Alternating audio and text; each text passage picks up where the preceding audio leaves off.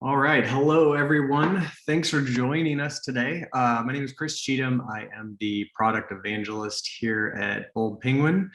And this is our inaugural Cheatham Chats. You can blame my coworker Ann for that ridiculous title.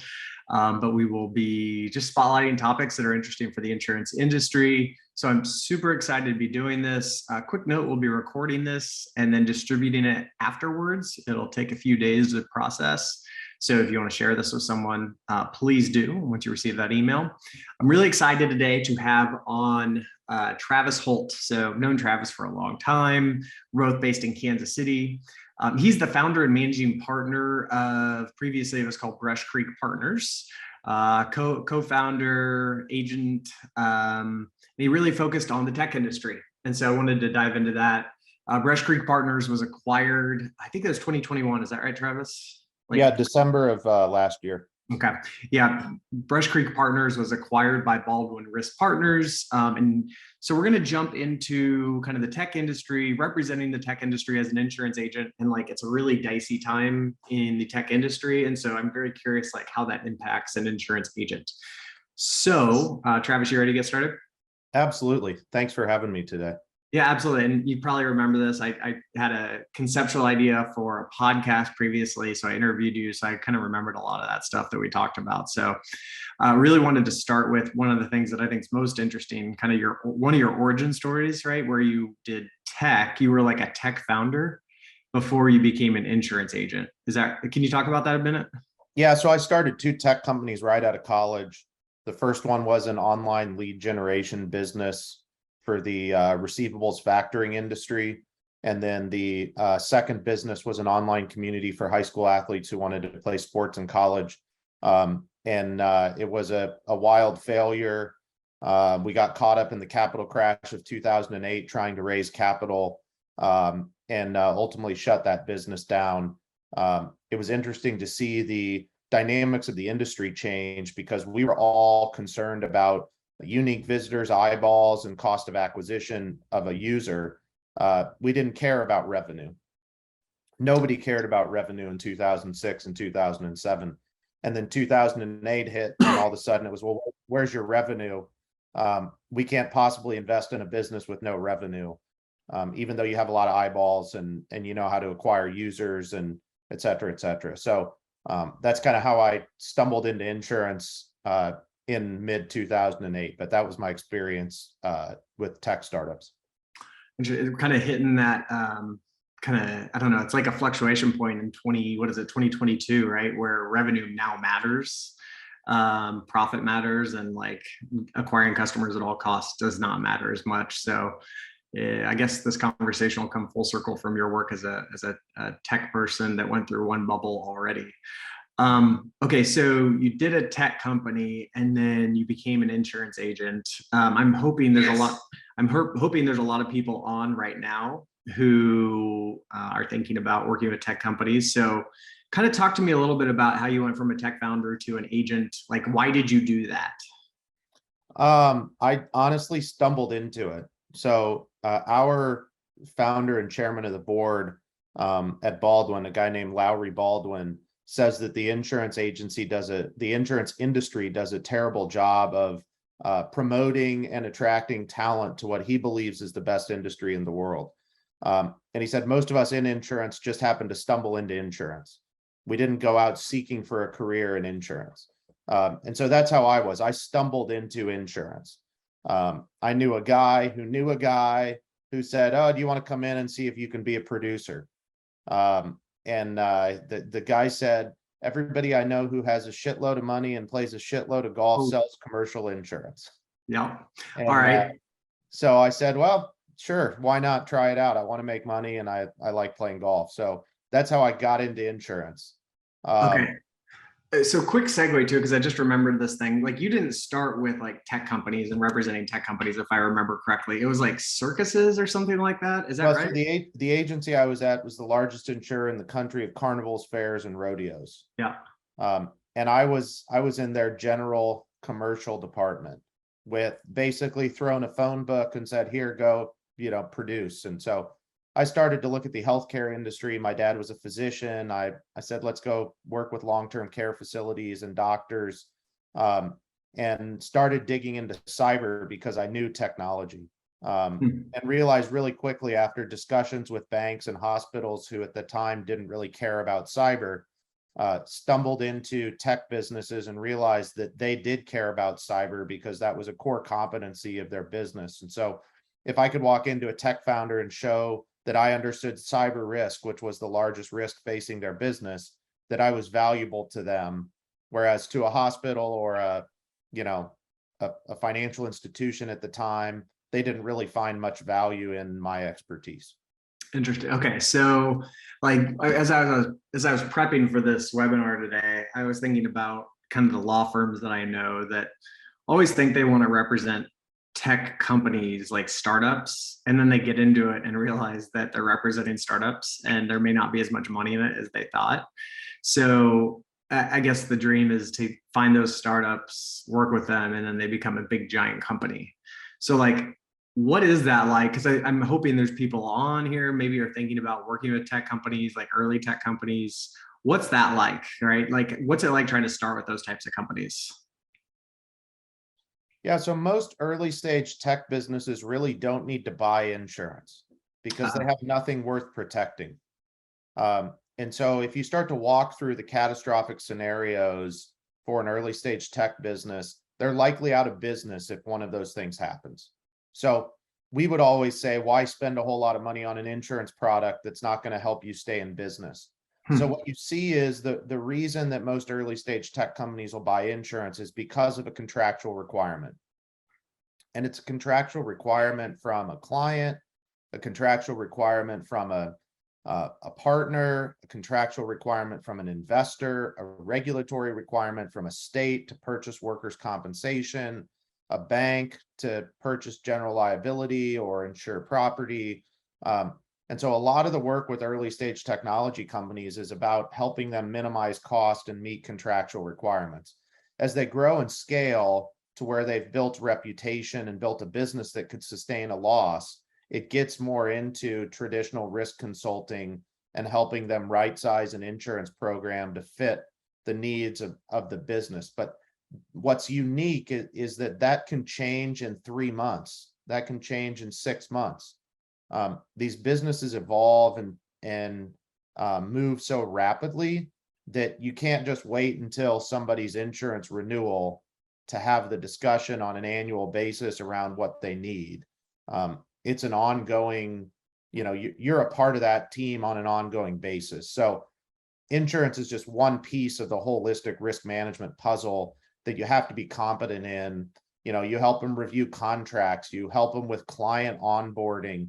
One of the big things that we used to see a lot was that these startups would go get a deal with a large client and they'd be so excited about this new opportunity and they'd go sign the contract and they'd call us, 2 weeks after they signed the contract, say, hey, I just realized I need $10 million of professional liability. Yeah. Okay, well, that's going to be $50,000. Well, I'm only making 25,000 from this client. I can't do that. Well, you've already signed the contract, so there's nothing I can do either at this point. Yeah. So helping them with client onboarding, the contracting process, making sure that if they are going to have to incur additional costs to be able to do business with a client, that they have built that into their price. So insurance is just a really small piece of what we do with early stage tech companies. And as a broker, you have to be prepared to do that. Or you just fall into the world of the, payroll companies who are selling insurance as a part of payroll, and online businesses like Vouch who have a really easy process and can sell insurance really efficiently and inexpensively. There's a lot of kind of newer disruptive insurtechs for companies that view insurance as a commodity that want to get coverage as inexpensive as possible, without doing as much work as possible, which there's a very important need for that. There are a lot of companies that's all they want. They want to be able to check the box. So I think understanding what your value proposition is as an independent agent or broker to the early stage tech businesses and finding those who value that expertise. Because as an independent agent, with legacy technology systems, in legacy agencies, you're just not going to be able to compete with, the insurtechs that have made the process incredibly easy and inexpensive. Yeah, and you're kind of hitting on the core thesis of Bold Penguin too, is we believe in the independent agent.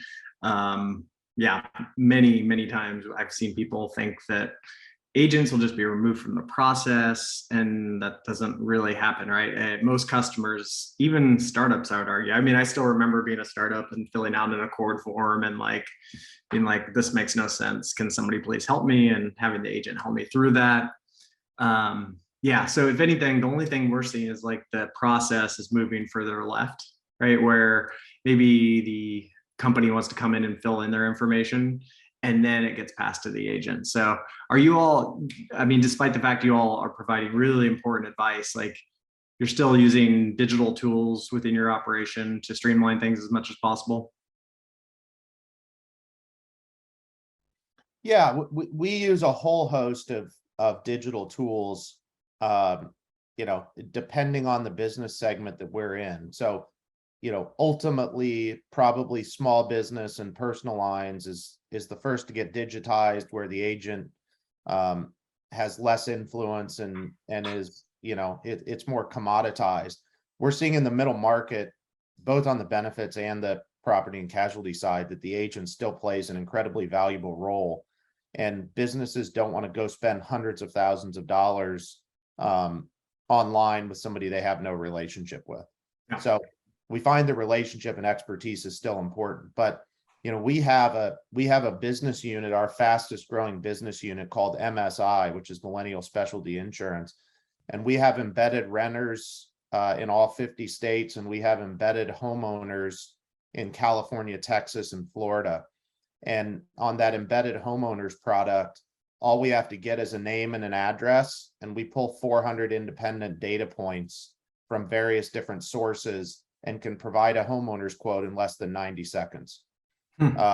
We've sold over the past year or two 750,000 renters policies through our embedded renters product, which is all built on a tech stack that's effectively just an opt-in. So in some of those more commoditized products like renters and homeowners insurance, the technology is much more important. Different online payment platforms, and so we have a tech stack that helps improve the client experience, but ultimately believe there's still a important role that the broker plays in that process. Totally.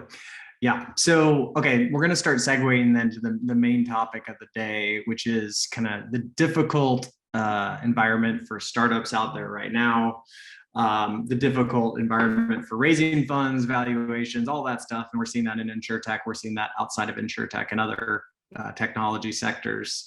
But I guess before we segue to that, one of the things that's most interesting is, if I remember from your story, you kind of graduated from like the baby startups to the funded startups to maybe the companies that were exiting to maybe the public companies, and then the private equity firms and the VCs. Does that sound right as you moved kind of up the chain? Yeah, so we started working with rapidly growing emerging tech companies. They were raising capital. Their VCs would see what we did and say, wow, this is really valuable. Can you do this across my portfolio? And so as we worked with more venture-backed companies, those companies started raising growth equity.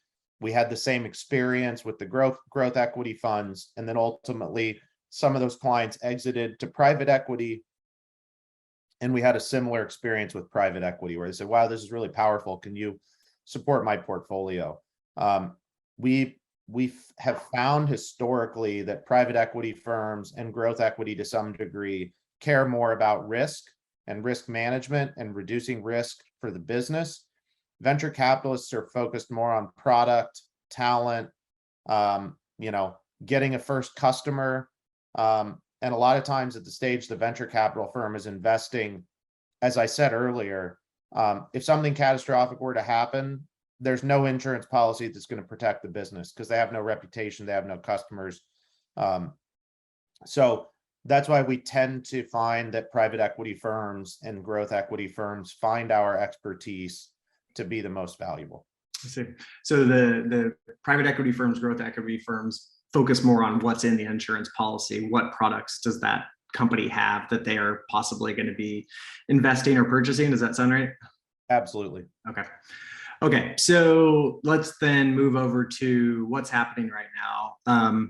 You know, the thing that kind of tipped me off that the funding environments, the private equity firms, the capital available, all that was shifting was the Y Combinator letter that came out. I don't know if you saw that. Yeah, I did see that. Yeah, so Y Combinator is a big startup investor, pretty early investor, usually like seed or Series A.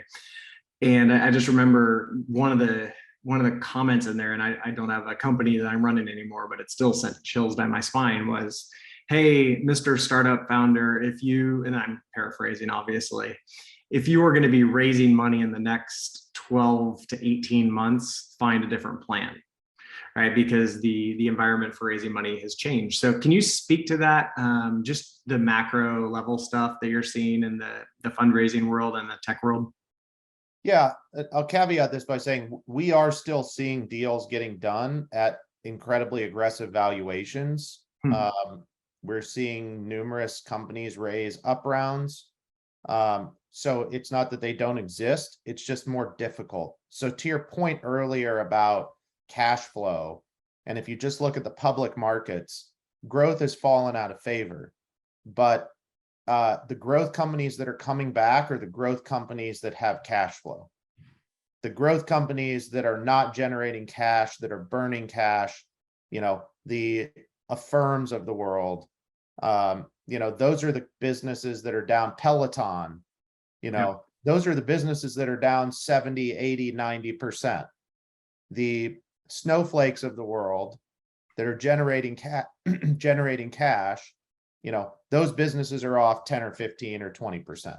So we're seeing the same thing in the private markets for the most part. And so we have clients, but our clients got the same letter.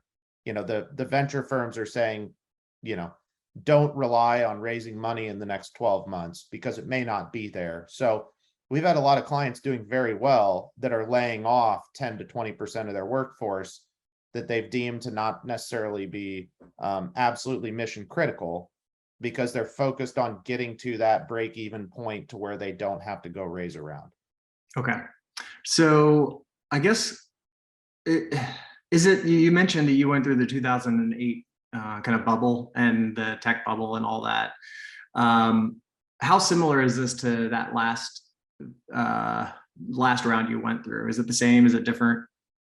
Well, I think it's for completely different reasons.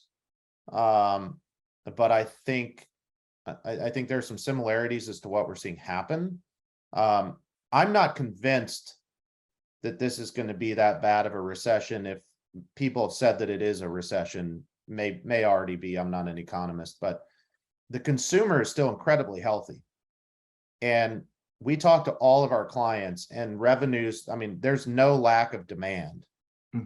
There's no, you know, clients are spending money on entertainment. Clients are spending money to travel.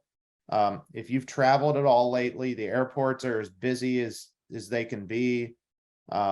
We sat on a runway on Monday for an hour and a half on a Southwest flight because the first officer got diverted and they couldn't find a first officer to fly the airplane. And they just can't find enough pilots. They can't, so labor is the issue. There's not a demand issue, there's a labor issue. So I think the reasons that we're seeing this happen are completely different than they were in 2008. But I think that the effect that it's having on the, you know, investment community are similar. Okay.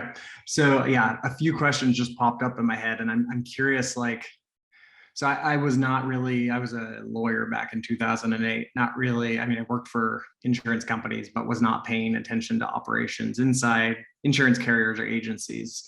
So how do agencies actually usually respond? Like, let's say we're going into a mild recession. How do agencies typically respond to that? And I'll bring it back to the startup world in a second, but I'm just curious. It completely depends on, again, what are the what's happening in the recession. So insurance policies are rated off of properties, revenue, number of vehicles, payrolls. And if those things aren't being reduced, there's not really going to be an impact on premium. Okay. So as what's more concerning to us and what we see across the industry right now is inflation, because inflation directly impacts claims cost. And so as everything today, it costs 40% more to build a house today than it did 2 years ago. So if your house burns down and the insurance carrier has to pay to rebuild the house, that's going to cost them 40% more. Claims cost is the number one input that drives premiums. So if claims cost is going up, so as medical cost inflation happens, as lawyers charge more because labor is now more expensive and more challenging because there is there's a depleted talent pool. So many people have left the workforce. So there's all these things that have happened as a result of the pandemic or not the pandemic, however you want to define what's happened. But so all of it's leading to increased insurance costs because of inflation. And the insurance carriers cannot make it up based on returns on their investment. So the inflationary impact on claims far outpaces any benefit they get on the investment side of the house. So we see in an inflationary environment like this, even if there is a recession, you're going to see premiums go up. And so until there's if clients start going out of business, if clients start selling buildings, firing employees, things like that would ultimately reduce exposures and reduce pricing, we don't expect there to be a fairly significant impact on our industry.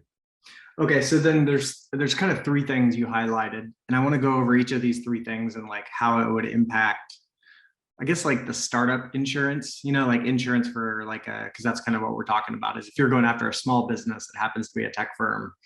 So, and that's, if you're advising them. So there's inflation, there's layoffs, and then there's just the concern about going out of business. Right. So let's start with inflation then. I mean, it sounds like that impacts the cost, the premium of a policy. Does that include startups? Like, does that trickle down to the small business world as well?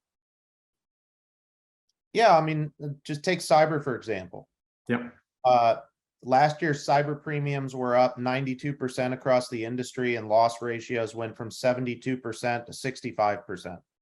And those numbers might be off by 1% or 2%, but the point is that premiums nearly doubled and losses went down 7%. So if you're a startup and you're going to land a new client and you've historically bought $1 million worth of cyber, yep, and that client says you have to buy 5 million of cyber to do business with me. So we just did a deal with a tech, probably not a startup, but they've been around a couple years, selling into a state government cybersecurity services. The state government wanted $10 million of cyber. Wow. They went from spending $3,200 on their cyber policy to $100,000. Wow. To meet the requirements of the state. And so the inflationary environment, now that's being driven by claims as well. That's a trend that we've seen over the last 3 to 4 years in the cyber world. But all of your costs have gone up.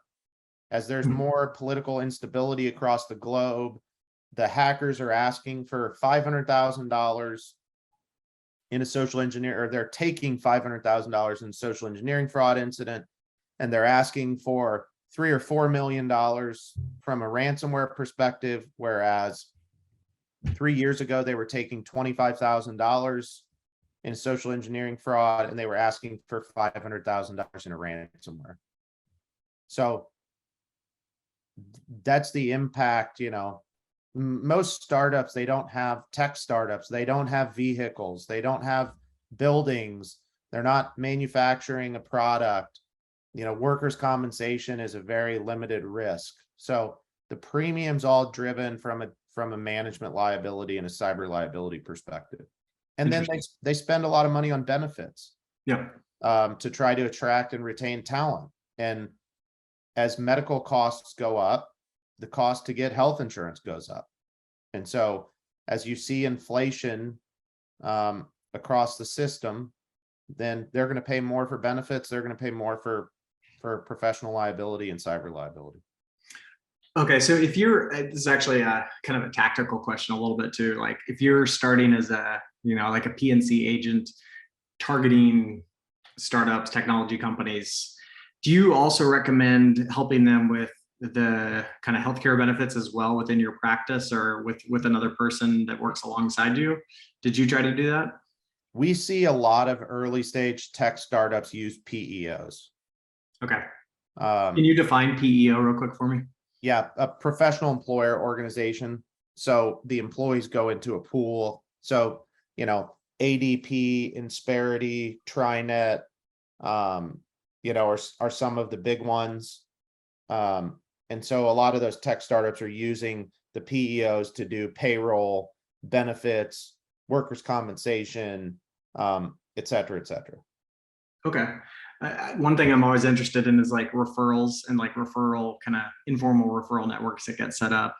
Did you ever try to do like a informal or formal referrals between PEOs and your firm? Is that something you recommend? We don't, because what we find is that the PEO is a great solution at the early stage.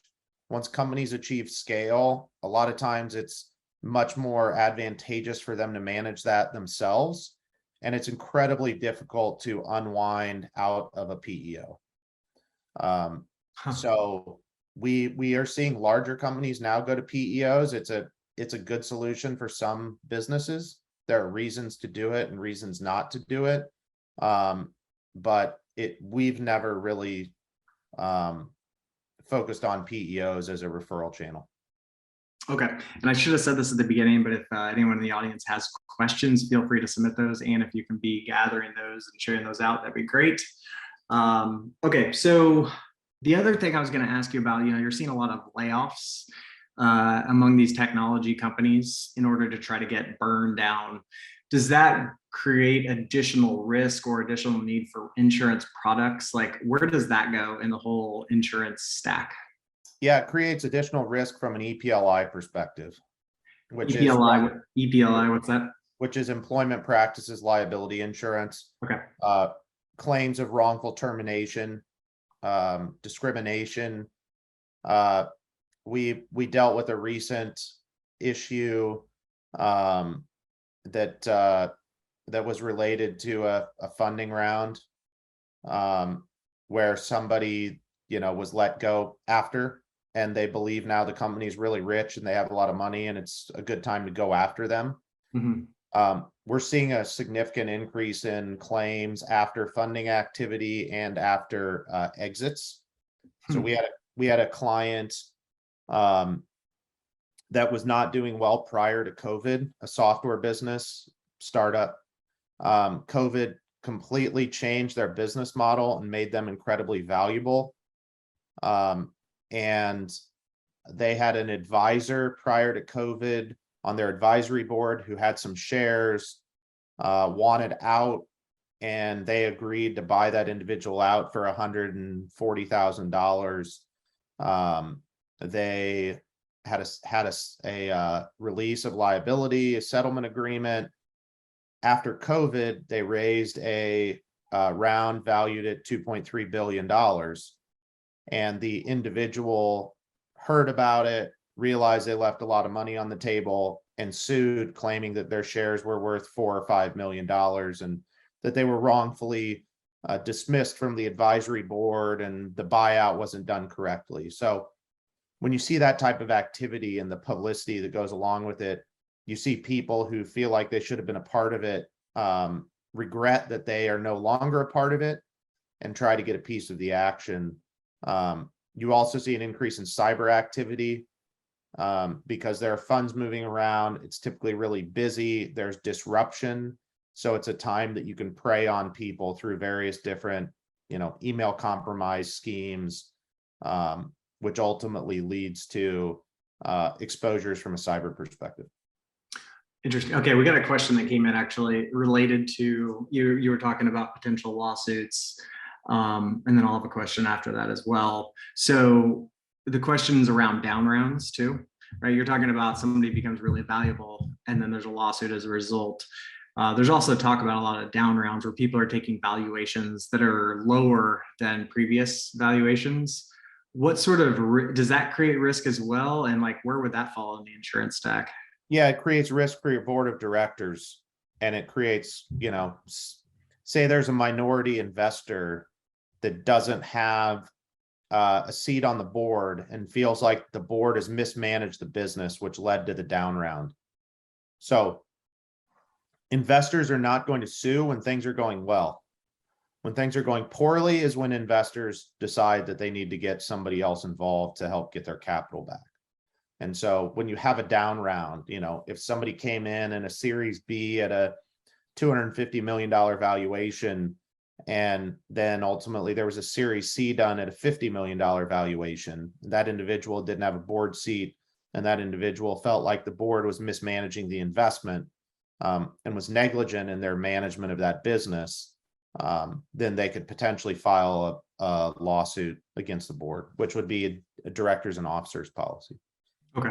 And when do directors and officer policies, like what's the typical trigger for that type of policy, like needing that at a startup? Is it like doing a round and then creating a board? So when you have businesses where there's an individual founder, a lot of times they don't purchase D&O.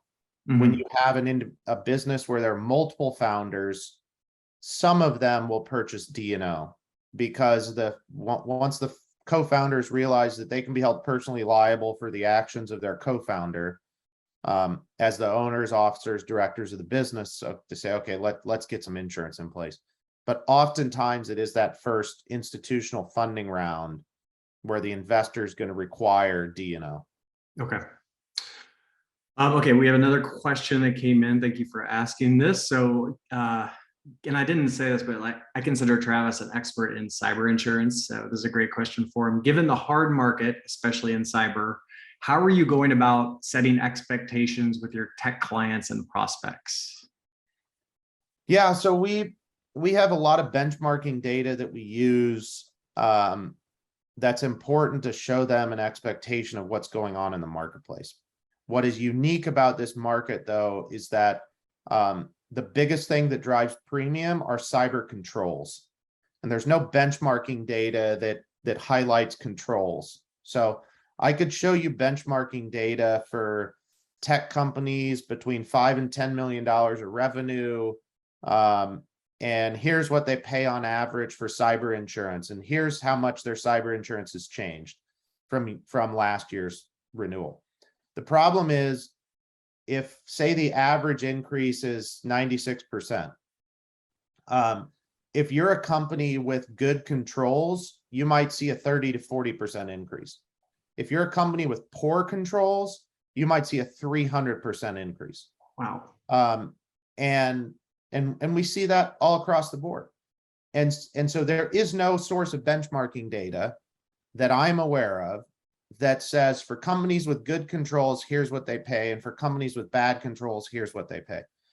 And because good controls and bad controls from company to company mean different things, and it's very difficult to benchmark in an efficient manner if one company has good controls and the next has bad controls just by looking at an independent data set. So what we've been doing is we have a list of 5 things that we went out to the marketplace and said, what do you need to provide the most competitive cyber pricing available? And we got 7 carriers to respond, and we got 5 answers more than twice, more than once. So 2 times or more. So we go to all of our tech clients. We say, for you to secure the most aggressive renewal, you must do all 5 of these things from a technology perspective. And if you don't, you could expect your renewal to double or triple at a minimum, if you can even find coverage. If you do all of these things, then we should be able to get you a competitive renewal. And that's going to be 40, 50 to 60% more than what you paid last year. So it's more about the controls in today's environment than it is just throwing a data set in front of somebody and saying your premium should double. Okay. All right. So another question, this one's from me because I'm constantly thinking about these referral networks and where you can find these types of businesses. Actually, question just came in and you can go into this or not, Travis, depending on how you want to. They said, what are those controls? Or if you want to just highlight one or two, can you go into any of those? Yeah, so things like MFA, multi-factor authentication, EDR, endpoint detection and response, email security, offsite backup. If we published a white paper on it and have a survey that we can share. So feel free to email me or email Chris and you can get my contact info and I can share that. Also, maybe we'll send that out with the recording of the webinar afterwards, if you're okay with that. And just to give perspective on what's happening in this market, we were just involved in the buy side diligence on an opportunity, and the proposal, which came from one of the very large brokers, said, based on our preferred relationship with your private equity sponsor, based on our clout in the marketplace, and based on our relationship with your carrier, we've been able to secure you a 206% rate increase. And your limit has gone from 10 million to 5 million, and ransomware is sublimited at $1 million. And your private equity firm enhancement endorsement is no longer on your policy. So that's the kind of stuff that people are delivering in this marketplace. And for somebody with a straight face to be able to say, because I'm the best in the world, you're going to get a 206% increase and have half of the coverage and have a tenth of the ransomware and all your bells and whistles are gone, kind of gives you some insight into where the marketplace is. It must lead to some not fun conversations for you. Yeah, not great. Okay, so I was going to jump over and keep the questions coming. These are great. I was just thinking about a couple, like if somebody's just getting started in working with tech companies, startups, and we've been talking a lot about like kind of almost legal stuff, right? Where lawyers are involved. So like, are lawyers a good referral network for these types of companies into agencies? Absolutely. Okay, so do you like just take the lawyers out to lunch and say, hey, I know a lot about cyber insurance. Let's start working together. Is that how that works? It's more having worked with lawyers on deals. So having worked with lawyers when our clients were raising money, or worked with lawyers when our clients were selling their business, and having a completely different approach and being a valued partner during that process, that the lawyers say, wow, I've done a lot of transactions. This was really unique. Let's grab a drink and figure out how we can work together more closely. Cool. What about, and I know you ran an accelerator for InsurTechs, the BCP accelerator, which I think I was a mentor of. It's really fun. Shout out to Nate Kurtz. So I guess my question for you is like, are accelerators a good place for finding these tech companies for referrals? They're usually really early stage, so it might be too early to be focused on that stuff. What do you think about that? Yeah, so we've partnered with accelerators primarily as it relates to fintech or digital health. We see those two industries as high-risk industries from a technology perspective, given the amount of sensitive data and given the regulatory environment in healthcare and financial services. And a lot of their clients are going to have fairly substantial insurance requirements on any of their vendors. And so we have had pre-revenue startups in fintech or digital health spend hundreds of thousands of dollars on insurance before they ever sold a product, because they couldn't sell into their market without being sophisticated from an insurance and a risk perspective. So when we work with accelerators, it's primarily, accelerators that are driving innovation in those areas. Okay.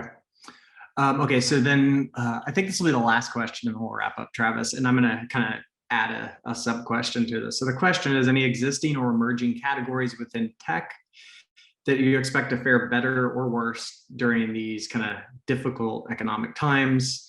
And then my sub question for you is like, speak to Web3 and crypto in particular, like those types of companies. And are they even able to get insurance right now? Like, I can imagine it's pretty tricky. So can you talk to that?